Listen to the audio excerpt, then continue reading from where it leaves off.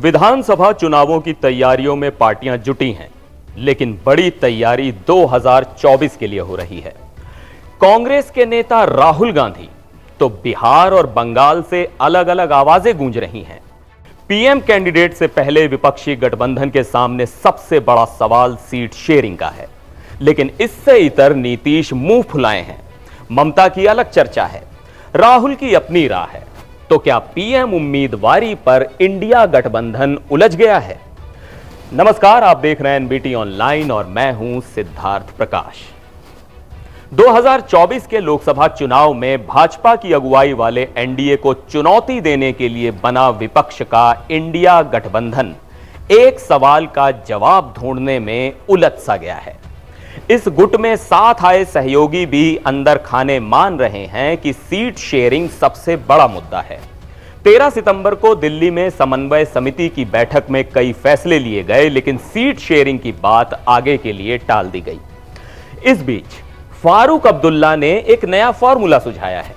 उन्होंने कहा कि जिन सीटों पर पहले से ही इंडिया के घटक दलों का कब्जा है, उन पर बात ना हो, मतलब वो सीट उस दल के पास ही रहने दी जाए।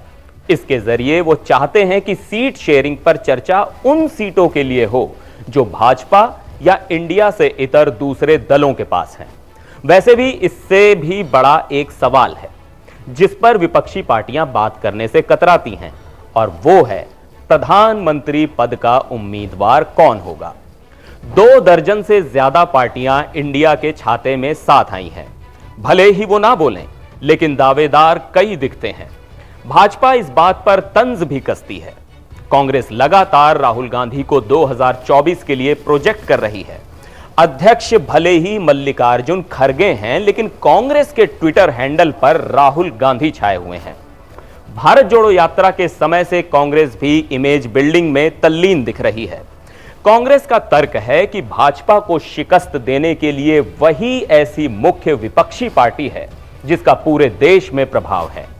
यहां वो सीटों को नहीं बल्कि विरासत में मिली कांग्रेस की विचारधारा को आगे कर रही है। खैर, सवाल यह है कि क्षेत्रीय क्षत्रप कैसे मानेंगे? क्या दिल्ली और पंजाब में सीटें बांटने के लिए अरविंद केजरीवाल तैयार होंगे? क्या अखिलेश यादव को कांग्रेस यूपी में ज्यादा सीटें देगी? पीएम पद को लेकर सभी पार्टियां चुनाव नतीजों का इंतजार करना चाहेंगी। उन्हें लग रहा है कि अभी सबकी महत्वाकांक्षाएं सामने आ जाएंगी। नतीजे जैसे रहेंगे, उस हिसाब से फैसला लेने में आसानी होगी।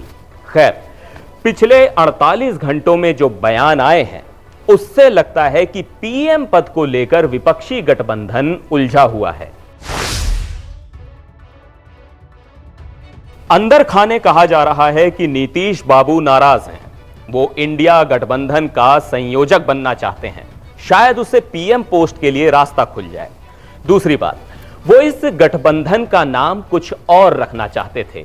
हालांकि जेडीयू कह रही है कि बीजेपी के लोग ये भ्रम पैदा कर रहे हैं। पहले जेडीयू के अध्यक्ष ललन सिंह ने एक सभा में खुलेआम कहा कि नीतीश कुमार देश का नेतृत्व करने के लिए तैयार हैं।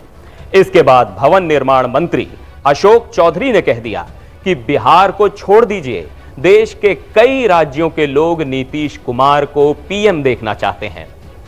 वैसे नीतीश कुमार से जब मीडिया पूछता है तो वो कहते हैं कि पद की उनको कोई इच्छा नहीं है, लेकिन उनके नेता उन्हें पीएम उम्मीदवार बताकर इस मुद्दे को हवा दे रहे हैं। बिहार के मंत्री ने कहा कि अगर सर्वे कराया जाए तो ऐसे बहुत से लोग मिलेंगे जो चाहते हैं कि नीतीश कुमार प्रधानमंत्री बने। उन्होंने जोर देकर कहा कि नीतीश कुमार ने केंद्र और बिहार में सेवा दी है। बिहार में 17 साल सीएम रहे हैं। उनकी शुचिता पर कोई प्रश्न चिन्ह नहीं लगा है और ना ही उनकी पारदर्शिता पर। एक वीडियो सोशल मीडिया पर वायरल हो रहा है।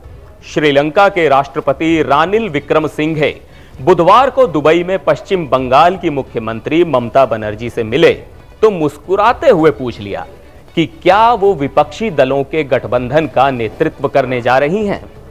दुबई हवाई अड्डे पर ममता भी इस सवाल से हैरान रह गईं। उन्होंने जवाब दिया कि अगर लोग हमारा समर्थन करते हैं तो हम कल स्थिति में होंगे, यानी कि सत्ता में हो सकते हैं। साफ है कि ममता के मन में भी पीएम बनने की तमन्ना है। राहुल गांधी लगातार सोशल मीडिया के जरिए भाजपा पर निशाना साध रहे हैं। भारत जोड़ो यात्रा के बाद उनको लेकर लोगों का नजरिया थोड़ा बदलता दिखा भी है। उनकी लोकसभा सदस्यता गई और बाद में संसद में लौटे तो भाजपा पर आक्रामक रहे। इस समय वो वायनाड से सांसद हैं। कुछ हफ्ते पहले खबर आई कि राहुल गांधी अमेठी से लोकसभा चुनाव लड़ सकते हैं। कांग्रेस के वरिष्ठ नेता हरीश रावत कहते हैं कि राहुल गांधी के साथ उनकी मोहब्बत की दुकान चल रही है।